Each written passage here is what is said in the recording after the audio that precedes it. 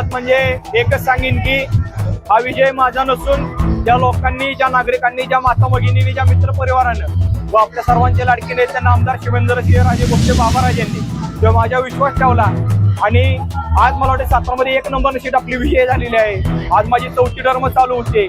नागरिकांनी जे विश्वास ठेवला, कामाचे एक मला पोचपावती दिली, जे आशीर्वाद दिले त्याबद्दल मी सर्वांचा आभारी आहे। दुसरं सांगायचं म्हणजे की काटवड्याची सीटची शुभांगीताई काटवड्यांची सीट सुद्धा नव्हती होती।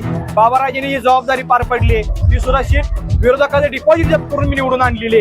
हे सर्व श्रेय ह्या माता माऊलींना, माझ्या मित्रपरिवारांना, ज्यांची रात्रीचा दिवस केला आणि दिवसाची रात्र गेली, अक्षरशः त्यांचं सगळं श्रेय आहे। हा विजय त्यांच्या चरणी मी अर्पण करतो। मला पुन्हा एकदा लोकांनी कामाची संधी दिली, त्यांच्या सेवेची संधी दिली, त्याबद्दल मी सर्व सातारकरांना, माझ्या वार्डाचा पूर्ण आभार आहे। प्रभाकांना असा विश्वास ठेवला त्याबद्दल धन्यवाद। जय हिंद, जय महाराष्ट्र, जय सातारा। थँक्यू। काय सांगाल आज